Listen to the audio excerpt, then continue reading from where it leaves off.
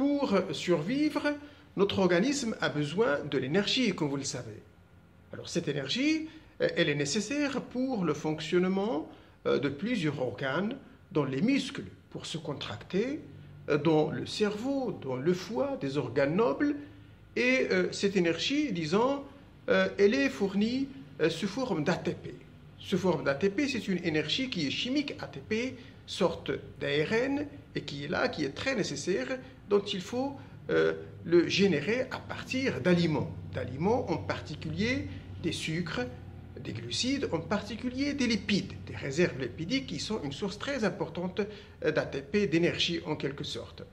Alors évidemment, l'ATP, ce n'est pas un composé qui est un peu à stocker, c'est quelque chose dont il faut à chaque fois le régénérer, mais elle peut être fournie à partir de sucre, disons, sous forme de réserve, par exemple glycogène, qui sont différents de sucre simple.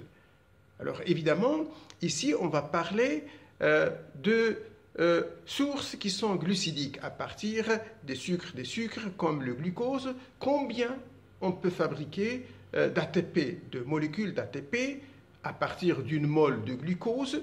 Combien on peut en former, ou à quel niveau?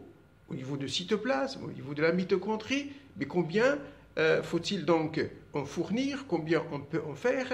Et c'est là l'objet de ce cours d'aujourd'hui. Dans ce cours, nous allons parler de la production d'énergie à travers l'ATP, mais à partir d'une mole de glucose.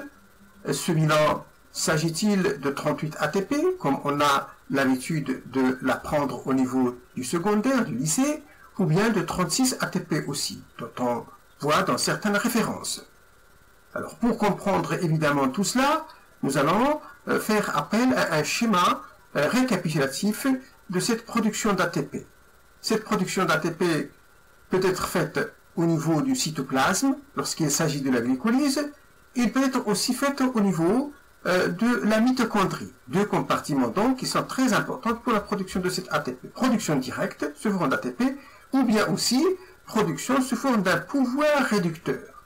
Pouvoir réducteur, power ertisalia, reducing power, qui sont sous forme de NADH ou sous forme de NADH2, qui sont donc des coenzymes ici, mais qui sont à l'état réduit, parce qu'ils étaient certainement formés à partir de protons qui provenaient de sources telles que le glucose ou autres.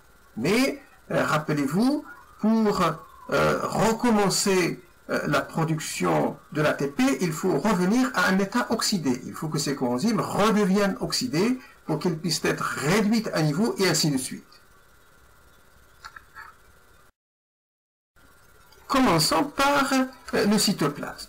Au niveau de ce compartiment, il va y en avoir hydrolyse ou glycolyse, et il va résulter à partir d'une molécule de glucose du pyruvate. Deux molécules de pyruvate ici, comme on le voit évidemment, mais rappelez-vous, ceci se passe d'abord par une activation du glucose, qui est une simple phosphorylation à ce moment-là, et puis par des réactions d'oxydation-réduction qui engagent des NADH, et c'est à ce niveau qu'il va y en avoir évidemment production de l'ATP.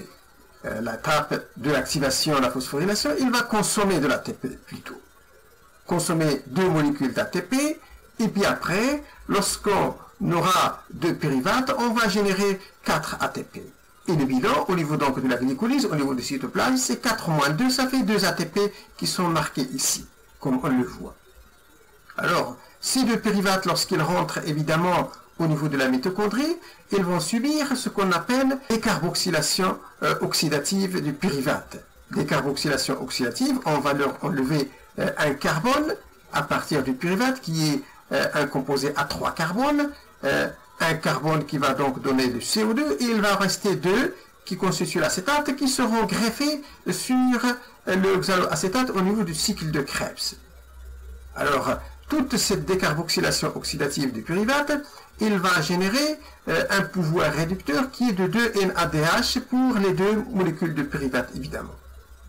Et puis après, lorsque l'acétate transporté par le coenzyme A sous forme d'acétylcoenzyme A, lorsque l'acétate il va se greffer sur l'oxaloacetate pour donner une citrate à 6 carbones, donner après 5 carbones, donner encore revenir à 4 carbones, et ainsi de suite, le cycle il va tourner. Cette opération, au niveau donc du cycle de Krebs, il va finalement générer 2 autres ATP. 2 ATP pour les deux molécules de pyruvate. Mais il va générer beaucoup plus de pouvoir réducteur, comme on le voit ici, à savoir 6 NADH et 2 FADH2. Alors tout ce pouvoir réducteur, évidemment, va encore être exploité pour la production d'encore d'ATP, et c'est là où il y a beaucoup plus de production d'ATP, c'est au niveau donc de la chaîne respiratoire, ou ce qu'on appelle la phosphorylation oxydative. Ça se fait à travers une enzyme qui est greffée au niveau de la membrane interne de la mitochondrie. Cette enzyme existant au niveau de la membrane interne mitochondriale s'appelle l'ATPase, ou tout simplement sphère pédonculaire. أو بالعربية كرة ذات شمراخ.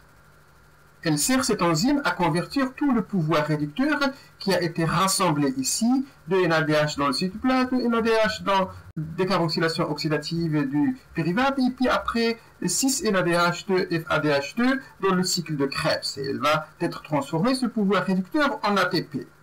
Bien sûr, partant du fait que chaque NADH va produire 3 ATP et une FADH2, il va produire uniquement 2 ATP. Alors, si on fait le compte combien il y aura d'ATP qui seront vraiment générés au niveau de la TPase, par la TPase, on va avoir 6 plus 2, ça fait 10 NADH, multiplié par 3, ça fait 30 ATP, et puis il faut rajouter 2 fois multiplié par 2 ATP pour le FADH2, ça fait 4, ça fait donc le total de 34 ATP. Alors maintenant, dans certaines références, on trouve 32 ATP. D'où vient ce 32 ATP au lieu que ça soit 34 ATP?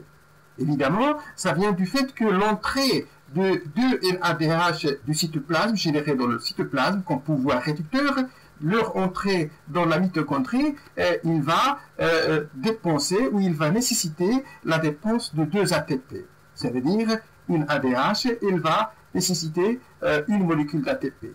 Et ce qui fait 34 moins 2, ça fait 32 ATP. À ce moment-là, si on revient vraiment au bilan général, lorsqu'il s'agit d'un bilan général tel qu'on l'avait étudié dans le secondaire, au niveau du lycée, il s'agit donc de 34 ATP plus 2 ATP au niveau de cytoplasme, 2 ATP au niveau du cycle de Krebs, et ça fait donc 38 ATP. Mais lorsque vraiment on prend en considération cette explication provenant du fait d'une dépense d'ATP lorsque le NADH rentre dans le cytoplasme vers la mitochondrie, on va tout simplement avoir comme un bilan uniquement 36 ATP, au lieu que ça soit 38 ATP.